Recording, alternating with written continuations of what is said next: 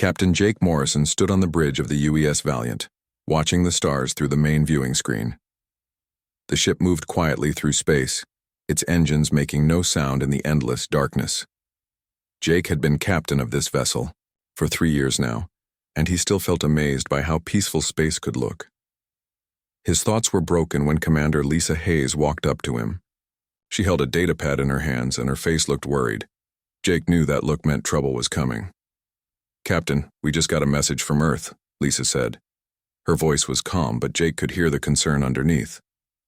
"It's from the Galactic Space Council." Jake turned to face her completely. The Galactic Space Council was not something they heard from very often. The council was made up of 12 old alien races that had been ruling the galaxy for thousands of years.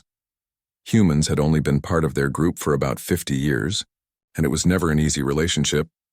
"What do they want?" Jake asked, though he already had a bad feeling about the answer. Lisa looked at her datapad and read from it. "They're calling for an immediate meeting. All human representatives must appear before the council within 30 days. They say it's about our expansion into new sectors of space." Jake felt his stomach drop. He knew this day would come eventually. For months now, human ships had been exploring parts of space that other races had never been able to reach. The humans were finding planets and resources that nobody else knew existed. It was making the old alien races very nervous. "Did they say anything else?" Jake asked. "Yes, sir. They mentioned something about our ship technology. They want to know why their sensors can't detect our vessels properly." Lisa paused and looked directly at Jake. "Captain, they're asking questions we can't answer without revealing everything." Jake nodded slowly. He understood what Lisa meant. For 50 years, humanity had been hiding their greatest secret from the rest of the galaxy. While other races built bigger guns and stronger shields, humans had discovered something completely different. They had learned how to use dark matter itself. Dark matter was everywhere in the universe, but most races couldn't even detect it properly. Human scientists had found a way to make their ships exist partially in dark matter space. This made them nearly invisible to normal sensors and allowed them to move in ways that seemed impossible to other species. "Send a message to Admiral Bennett. On Earth," Jake ordered. "Tell her we need an emergency meeting with the Defense Council. This is bigger than just our ship." Lisa nodded and walked away to send the message. Jake remained standing at the viewing screen, thinking about what was coming. He had always known that humanity's secret technology would eventually cause problems with the Council.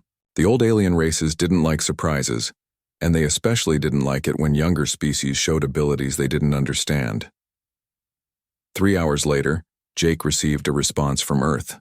Admiral Claire Bennett wanted to speak with him, directly through a secure communication channel. Jake went to his private office and activated the quantum communication system. Admiral Bennett's face appeared on the screen.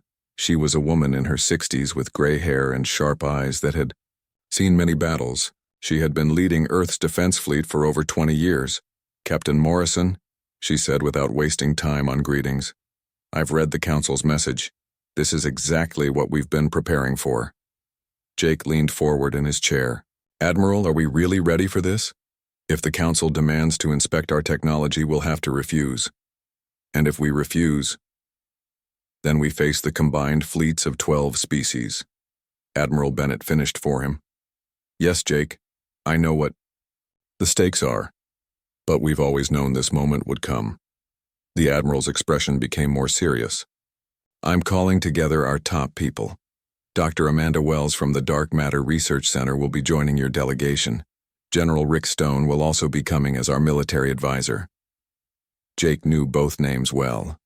Dr. Wells had taken over the Dark Matter program after the original researcher, Dr. Nathan Cross, had retired. General Stone was known throughout the military as one of the smartest strategic minds Earth had ever produced. "What's our official position going to be?" Jake asked. Admiral Bennett was quiet for a moment before answering. "We're going to tell them the truth, Jake. Not all of it, but enough. We're going to explain that human technology works differently than theirs. We developed our abilities through our own research, and we have every right to use them for exploration and defense. And, if they don't accept that, then we show them why they should." The Admiral's voice became harder. Our intelligence reports say that several council species are already moving their fleets into position. They're expecting us to refuse their demands, and they're prepared to use force. Jake felt a chill run down his back. A war with the Galactic Council would be unlike anything humanity had ever faced. The 12 founding species had ships and weapons that had been perfected over thousands of years. Their combined fleets numbered in the thousands. But Jake also knew something the Council didn't. Humanity's dark matter ships were not just invisible to sensors. They were capable of things that would shock even the oldest races in the galaxy. The question was whether humanity was ready to reveal just how powerful they had become. When do we leave for the Council station? Jake asked. In 72 hours. The UES Liberty will escort you part of the way, but you'll have to make the final approach alone. We don't want to appear too aggressive. After the communication ended, Jake sat alone in his office for a long time. He thought about how much had changed since humans first reached the stars. Back then, they had been seen as a young, weak species that barely deserved a seat at the galactic table. Now they were about to find out if they were strong enough to keep that seat. Jake stood up and walked back to the bridge. His crew was waiting for orders, and he could see the concern in their faces. They all knew something big was happening, even if they didn't know all the details. Lisa, set course for Earth, Jake ordered. Maximum speed, but stay in normal space. I want everyone to see us coming. As the UES Valiant turned toward Earth, Jake wondered if this would be the last time he made this journey in peace. In 30 days, humanity would face the Galactic Council. What happened there would decide the future of the human race among the stars. The UES Valiant approached Nexus Prime slowly, following the exact flight path the Galactic Council had ordered. Captain Jake Morrison stood on the bridge next to Dr. Amanda Wells and General Rick Stone, watching as the massive space station grew larger on their screen. Nexus Prime was unlike anything humans had ever built. The station was shaped like a giant ring with 12 spokes reaching toward the center. Each spoke belonged to one of the founding species of the Council.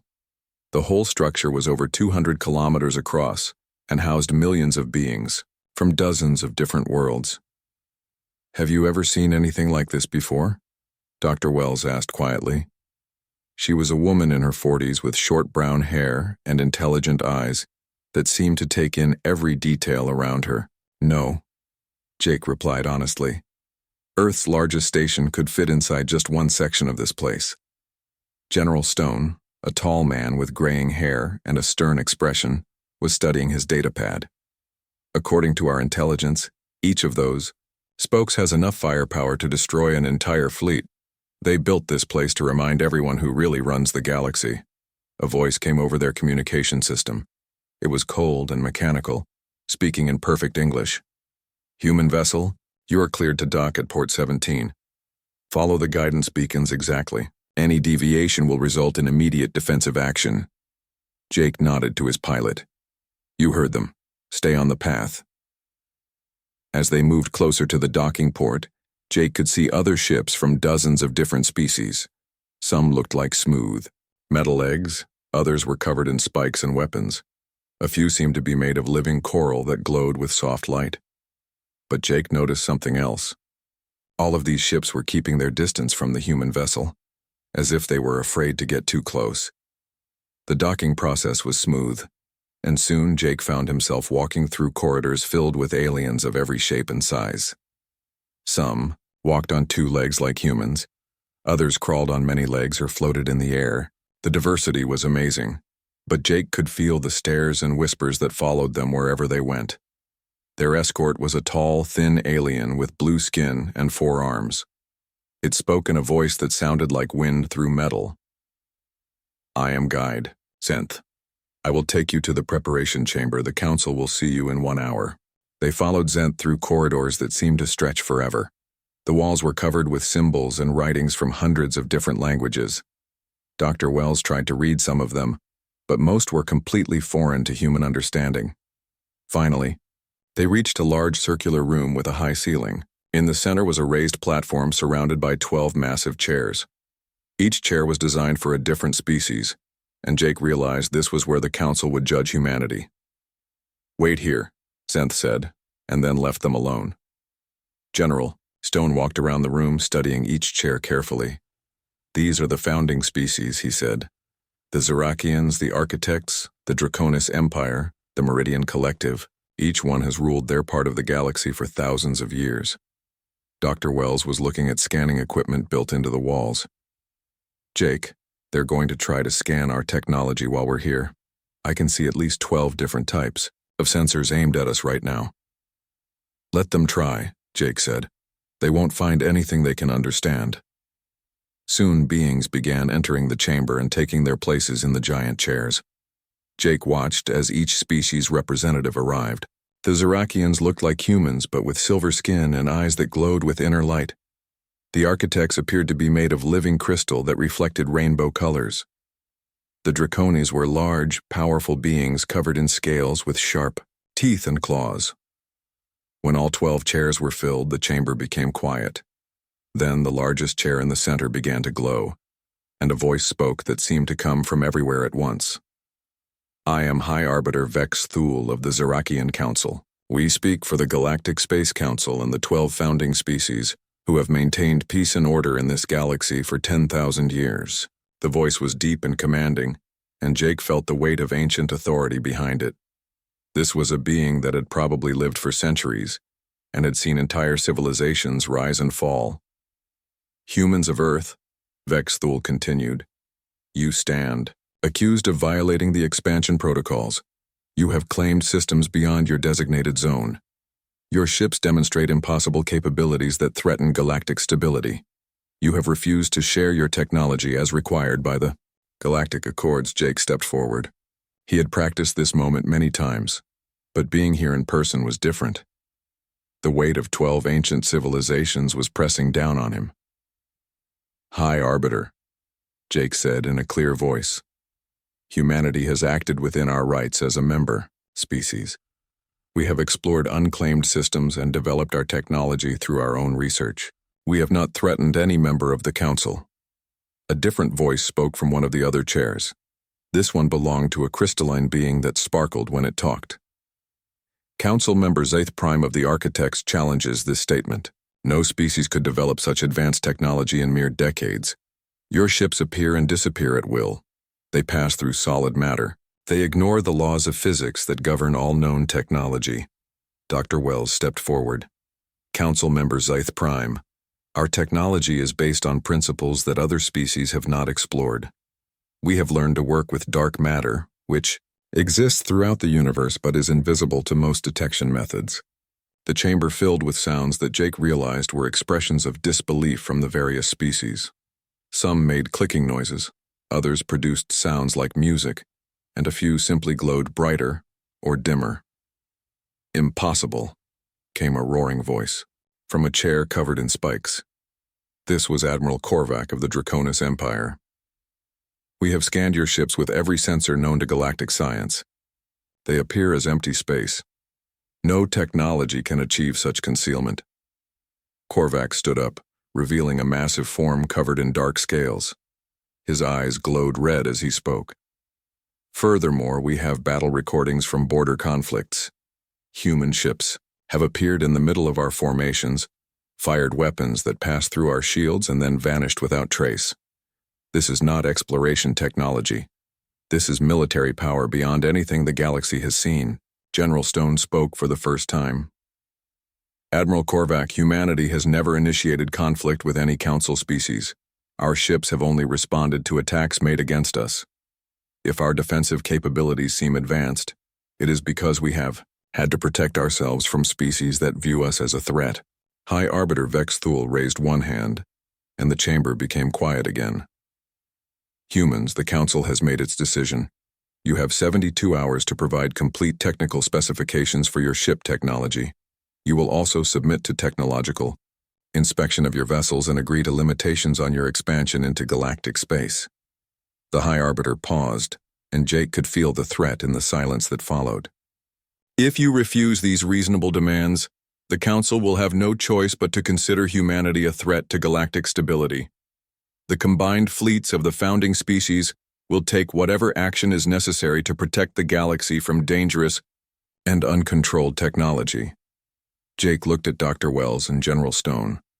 Both of them nodded slightly. They had discussed this moment many times, and they all knew what the answer had to be. High Arbiter, Jake said clearly, humanity cannot and will not surrender our defensive capabilities to any external authority. We developed our technology through peaceful research, and we will continue to use it to protect our people and explore the galaxy. The chamber erupted in sounds of anger and surprise. Some species made threatening gestures while others seemed to withdraw into their chairs as if preparing for battle. High Arbiter Vex Thule stood up slowly. His silver form seemed to glow brighter as his anger grew. Then you have chosen conflict over cooperation. The galaxy will not tolerate a rogue species. With unknown weapons, humanity has 72 hours to reconsider. After that, the Council fleets will move to contain the human threat. As the Council members began to leave their chairs, Jake realized that everything had changed. Humanity was no longer just another member species trying to fit in. They were now seen as a danger that had to be stopped. The question was whether humanity was ready for what was coming next. Admiral Claire Bennett stood on the bridge of the UES Liberty, watching the tactical display that showed thousands of enemy ships approaching Earth's solar system. The 72-hour deadline had passed, and the Galactic Council had made good on their threat. The largest military force in galactic history was coming to destroy humanity. Admiral, we're getting final position reports from our scout ships, Commander Lisa Hayes said from her station. She had been transferred to the Liberty to help coordinate the defense. Council forces number 3,200 ships from all 12 founding species. They'll reach the outer system in 6 hours. Bennett nodded calmly, though inside she felt the weight of what was about to happen.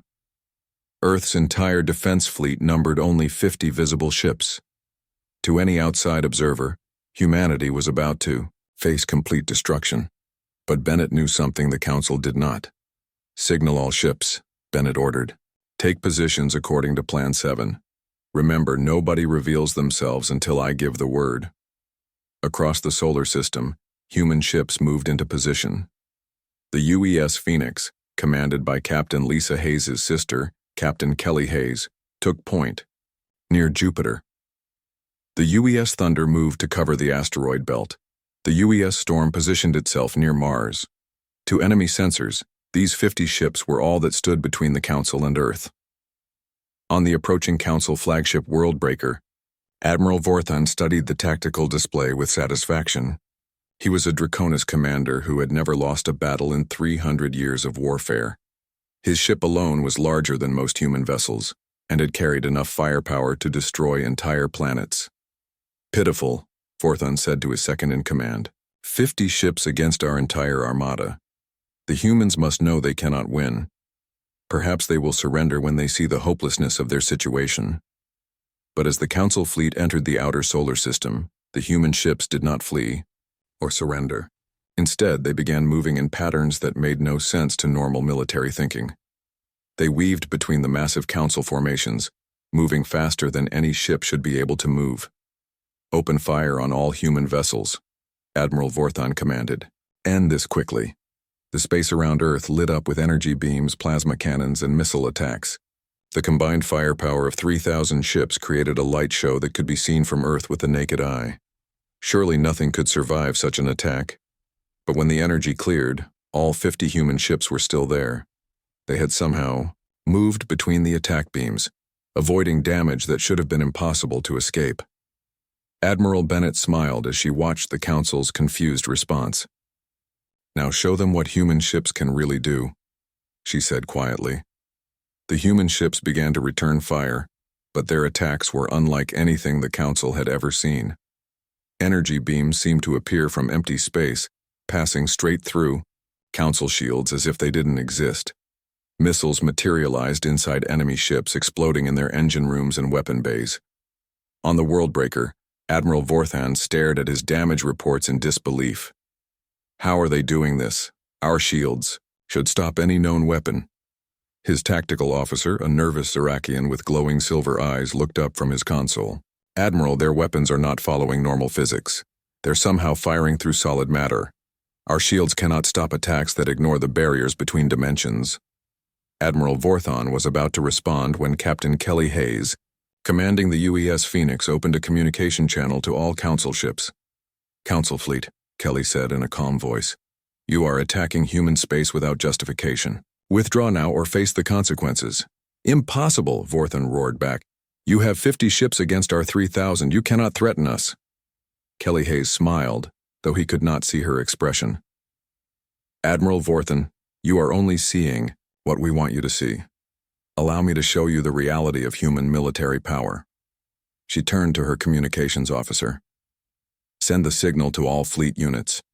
Full decloak. Show them everything." What happened next would be remembered as the most shocking moment in galactic military history. The space around the Council fleet suddenly filled with ships.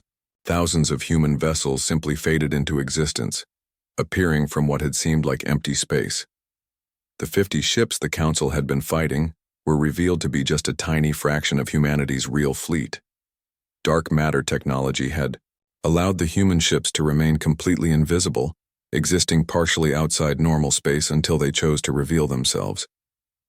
Admiral Vorthon found his massive fleet surrounded by human vessels that outnumbered his forces 3-1. Ships appeared above him, below him, and inside his own formations. The hunters had become the hunted in an instant. "Impossible," he whispered, staring at his tactical display as it showed thousands of new contacts appearing every second. On Earth, Dr. Nathan Cross watched the battle from the Dark Matter Research Center. Even though he had retired, he had been called back to monitor this historic moment. The technology he had helped develop 50 years ago was about to change the balance of power in the entire galaxy. Dr. Cross, his assistant, Dr. Peter Smith, said excitedly, "The phase shift is working perfectly. Our ships are existing in both normal space and dark matter space simultaneously. The Council sensors literally cannot detect them until they choose to become visible." Dr. Cross nodded with satisfaction. "This is what we always knew would happen. While other species focused on building bigger weapons and stronger shields, we learned to step outside reality itself. We became masters of the universe's hidden dimensions. Back in space, the Council fleet found itself facing weapons and tactics that defied everything they knew about warfare. Human ships could appear anywhere, strike with impossible accuracy, and disappear before counterattacks could be launched. When Council weapons did manage to hit human vessels, the damage seemed to repair itself as the ships shifted damaged sections into dark matter space for healing. Admiral Vorthon's pride was shattered as easily as his battle plans. The Worldbreaker, which had conquered star systems and crushed entire civilizations, was now just one target among many for the human fleet. "Admiral," his communications officer called out urgently, "we're receiving surrender demands from multiple human ships. They're offering to let us withdraw if we cease all hostile actions immediately." Vorthon looked around his command bridge at the frightened faces of his crew. These were warriors who had never known defeat, but now they faced an enemy that could strike from dimensions they couldn't even detect. "Sir," his tactical officer added, "our weapons are having minimal effect. Even when we hit their ships, they seem to absorb the damage and keep fighting. Meanwhile, their attacks are penetrating our shields and armor, as if they weren't there." Admiral Bennett, watching from the UES Liberty, opened a general communication channel to the entire Council fleet. "This is Admiral Claire Bennett of the Human Defense Fleet," she said in a voice that carried absolute authority. "You came here to destroy humanity because you feared our technology. Now you have seen what that technology can truly accomplish." She paused, letting her words sink in across thousands of enemy ships. "We did not choose this conflict. We wanted to live in peace with the Galactic Council. But if you force us to fight, you have seen the result. Our ships exist in dimensions you cannot reach. Our weapons strike from directions you cannot defend. Your numerical advantage means nothing when you cannot even see your true enemy." The communication channel filled with the sounds of different species trying to respond, but Admiral Bennett cut them off. "I will offer this once. All Council ships will withdraw from human space immediately. You will return to your home systems and inform your governments that humanity is not a threat to be eliminated, but a power to be respected. In return, we will not pursue your retreat or retaliate for this unprovoked attack." Admiral Vorthon realized he had no choice. His mighty fleet was trapped and outgunned by an enemy that fought with rules he didn't understand. The great Draconis Empire, which had conquered half the galaxy through military might, had met its match. "All ships," he announced on the council. "Fleet communications system, cease fire and prepare for immediate withdrawal. The human terms are accepted." As the council fleet began its retreat, humanity had achieved something no other species had managed in thousands of years. They had faced the combined might of the 12 founding races and emerged victorious. The galaxy would never be the same again. 3 weeks after the Great Space Battle, the galaxy was in chaos. Captain Jake Morrison sat in an emergency meeting room on Nexus Prime. But this time the situation was completely different. Instead of being accused criminals, the human delegation now sat as equals with the former rulers of the galaxy. The old council chambers had been destroyed in the political earthquake that followed humanity's victory. In their place was a simple round table where representatives from dozens of species gathered to discuss the new reality. The 12 founding species were still there, but their ancient authority was broken. High Arbiter Vex Thul, of the Zerakians, looked older than before. His silver skin had lost some of its glow, and his voice no longer carried the commanding tone of absolute power. "We must address the immediate crisis," he said quietly. 17 species have already attempted to copy human dark matter technology. The results have been catastrophic. Dr. Amanda Wells nodded grimly. She had spent the last 3 weeks studying reports from across the galaxy. The Corvin Republic tried to build a dark matter engine without understanding the basic principles. They opened a dimensional rift that swallowed their entire research station and 3 nearby planets. General Rick Stone added, "The Theta Collective's experiments created a gravity storm that destroyed their home system's asteroid belt. Debris is now threatening several inhabited worlds." Captain Morrison looked around the table at faces filled with fear and confusion. These were species that had ruled the galaxy for thousands of years, but now they were like children playing with forces they couldn't understand. "The problem is panic," explained Commander Lisa Hayes, who had been monitoring communication channels throughout council space. "Every species is afraid they'll be left behind if they don't develop dark matter technology immediately. They're starting dangerous experiments without any safety precautions." Admiral Korvac of the Draconis Empire, the same leader who had demanded humanity's surrender just weeks before, now spoke with a humbled voice. "My people have always believed that superior weapons win wars. But your technology is not just a weapon. It is a complete revolution in how we understand the universe itself." The discussion was interrupted when a new figure entered the meeting room. It was an alien unlike any the humans had seen before. Its body seemed to be made of pure darkness that shifted and flowed like liquid shadow. When it spoke, its voice sounded like whispers from deep space. "I am Void Speaker Nixthane of the Voidkin," the creature said. "My people have remained silent for 10,000 years, but we can no longer stay hidden." Even the veteran council members seemed frightened by this appearance. The Voidkin were legendary beings who lived at the edge of the galaxy and rarely contacted other species. Most people thought they were just myths. Void Speaker, High Arbiter Vex Thul said carefully, "The Voidkin have not participated in council affairs for millennia. Why do you come forward now?" The shadow creature's form rippled as it spoke. "Because the young humans have awakened forces that have slept since the galaxy was young. Dark matter is not just empty space waiting to be used. It is the domain of entities that ruled this universe before stars were born." Dr. Wells leaned forward with interest. "What kind of entities?" "Our research has shown no signs of intelligent life in dark matter space." "That is because you have only touched the surface," Nixthane replied. "Deep in the dark matter realm exist structures older than any civilization in this galaxy. The beings that built them went to sleep eons ago, but they will not remain sleeping forever." The room became very quiet. Captain Morrison could feel a chill that had nothing to do with the station's temperature. "Are you saying humanity's technology is dangerous?" "All technology is dangerous when used without wisdom," the Voidkin replied. "But dark matter manipulation carries risks beyond anything your species has faced. Every time you phase a ship into Dark matter space. You send ripples through dimensions that stretch across the galaxy. These ripples are awakening things that should remain asleep. General Stone asked the question everyone was thinking. What exactly are we waking up? Nick Thane's form seemed to grow darker. The first ones. The species that mastered dark matter. Technology millions of years before any current civilization existed. They built structures in pure dark matter space that dwarf entire star systems. When they realized their experiments were threatening the stability of reality itself, they chose to enter a deep sleep rather than continue. Dr. Wells felt her scientific excitement warring with growing fear. Are these structures still out there? Yes.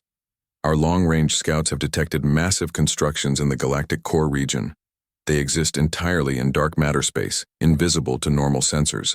But in the past month, since humanity revealed their fleet, these structures have begun showing signs of activity. Admiral Claire Bennett, who had been listening quietly from her seat, finally spoke. What are you suggesting we do? Stop using our technology and leave ourselves defenseless? The Voidkin turned its attention to her. I suggest wisdom and caution. Your species has achieved in decades what took the first ones millennia to develop. This rapid progress without understanding the consequences is exactly what led to their downfall. Captain Morrison stood up. With respect, Void Speaker, humanity didn't choose this path lightly. We developed dark matter technology to defend ourselves. When the Council threatened us with destruction, we had no choice but to reveal our capabilities. And now every species in the galaxy is trying to copy your work, Nick Thane replied. Soon, thousands of civilizations will be sending ripples through dark matter space. The cumulative effect will be like shouting into an echo chamber. The first ones will have no choice but to wake up and respond to the disturbance. The meeting was interrupted again when alarms began sounding throughout the station. Commander, Hayes checked her communication device and looked up with a pale face. We're receiving emergency signals from the Meridian Collective, she announced. Their latest dark matter experiment has gone completely wrong. They've opened what they're calling a dimensional gateway that they can't close. Dr. Wells was already pulling up data on her tablet. The energy readings are off the charts. Whatever they've opened, it's pulling matter and energy from normal space into dark matter dimensions. If it keeps growing, it could consume their entire star system. High Arbiter Vex Thule looked around the table with desperate eyes. This is exactly what we feared would happen. How many more disasters will occur before we find a solution? Captain Morrison made a decision that would change everything. We'll help them. Humanity will share our knowledge, but only under strict controls. We'll establish research centers where species can learn dark matter principles safely, with human oversight. General Stone looked surprised. Captain, are you sure about this? Sharing our technology could eliminate our military advantage. Our advantage won't matter if the galaxy destroys itself trying to copy our work, Morrison replied. Better to teach them the right way than let them stumble toward disaster. Dr. Wells nodded in agreement. We could create the Terra Institute, joint research facilities where we gradually introduce other species to dark matter science while maintaining safety protocols. The Voidkin's form rippled with what might have been approval. This shows wisdom, but remember, young humans, knowledge shared is power divided. Make certain you retain enough capability to face what is coming. What do you mean? Admiral Bennett asked. Nick Thane's voice became even quieter. My people have been watching the galactic core for thousands of years. The structures there are not just awakening. They are beginning to move. The first ones are stirring from their ancient sleep, and they will not be pleased to find their domain filled with the noise of younger species playing with forces beyond their understanding. As the meeting ended, Captain Morrison realized that humanity's problems were far from over. They had won their war with the Galactic Council, but now they faced something much more dangerous. The galaxy's ancient masters were waking up, and humanity would need all their strength and wisdom to survive what was coming. The age of human dominance had begun, but it might also be shorter than anyone expected. Deep in dark matter space, entities older than civilization itself were opening eyes that had been closed for millions of years, and they were not happy with what they saw. 6 months had passed since the Great Revelation, and the galaxy looked completely different. Captain Jake Morrison, now promoted to Admiral, stood on the bridge of the newly built UES Horizon. The ship was humanity's most advanced vessel, designed specifically to explore the deepest regions of dark matter space. The Terra Institute had been established on 3 worlds, where human scientists worked alongside alien researchers to safely develop dark matter technology. Dr. Amanda Wells ran the main facility on Terra Prime, carefully teaching other species the principles that humanity had discovered. But not everything was peaceful. Admiral Morrison received an urgent message from General Rick Stone, who was now head of Galactic Security Operations. "Jake, we have a serious problem," Stone said through the communication system. "The Void Cult has struck again. They destroyed the research station at Kepler 7 using stolen dark matter technology." Morrison felt his jaw tighten. The Void Cult had formed from the remains of species that refused to accept the new galactic order. Their leader, known only as the Shadow, Walker, had somehow learned to use dark matter technology for destruction rather than exploration. "Any survivors?" Morrison asked. "None. The entire station just vanished from normal space. Our sensors show it was pulled completely into dark matter dimensions." Stone paused. "Jake, this is the 5th attack this month. The Shadow Walker is getting more powerful, and we still don't know who he really is." Morrison nodded grimly. The Void Cult was dangerous, but they were not his biggest concern. For weeks now, long-range scouts had been reporting strange readings from the galactic core. The ancient structures that the Voidkin had warned about were becoming more active every day. "Any word from Dr. Cross and his deep space mission?" Morrison asked. "That's the other problem. We lost contact with his research ship 3 days ago. His last message mentioned detecting artificial structures the size of solar systems. Dr. Nathan Cross, the original inventor of human dark matter technology, had come out of retirement to lead an expedition to the galactic core. His mission was to study the first one's ancient constructions and determine if they posed a threat to current civilization." Morrison made a decision. "Prepare the Horizon for immediate departure. We're going to find Dr. Cross and see what he discovered." 2 days later, the UES Horizon was traveling through deep space toward the galactic core. The journey required several jumps through dark matter space, each one taking the ship further from known civilization. Commander Lisa Hayes, now Morrison's second-in-command, monitored the dark matter sensors. "Admiral, we're detecting massive energy signatures ahead. Whatever is out here, it's bigger than anything we've ever seen." As they dropped out of dark matter space, the crew of the Horizon saw something that would haunt their dreams forever. Stretching across the void were structures that defied imagination. Cities made of pure dark matter floated in formations that extended for millions of kilometers. Each structure was larger than Earth's entire solar system. "My God," whispered Lieutenant Brad Cooper from the science station. "These things must be billions of years old." But the most shocking discovery was yet to come. As they moved closer, they found Dr. Cross's research ship, the UES Discovery, drifting near one of the massive structures. The ship was intact but showing no signs of life. "Take us alongside," Morrison ordered. "Prepare a boarding party." When they entered the Discovery, they found the crew alive but changed. Dr. Cross met them at the airlock, but his eyes held a strange light that Morrison had never seen before. "Nathan, what happened here?" Morrison asked his old friend. Dr. Cross smiled, but it was not entirely human anymore. "Jake, I've seen the truth. The first ones never really went to sleep. They've been waiting for a species advanced enough to understand their work." "What are you talking about?" "They want to make us their successors. The dark matter realm is far larger than normal space. There are entire universes existing in dimensions we've barely touched. The first ones have been preparing these realms for millions of years, waiting for the right species to inherit their knowledge." Morrison felt a chill of fear. "Nathan, you're not making sense. We need to get you back to Earth for medical attention." But Dr. Cross shook his head. "I'm not going back, Jake. None of us are. We're going to stay here and learn from the masters of the universe. They've shown us technologies that make our current dark matter ships look like stone tools." Before Morrison could respond, alarms began sounding throughout both ships. Commander Hayes's voice came over the communication system with panic in her tone. "Admiral, we're detecting massive energy buildup from the structures. Something is powering up." Morrison rushed back to the Horizons Bridge to see displays showing energy levels that were off all scales. The ancient structures were coming to life, and their power was beyond anything the galaxy had ever seen. Suddenly, space around them filled with ships. But these were not ships as any current species understood them. They seemed to be made of solidified space itself, existing in multiple dimensions simultaneously.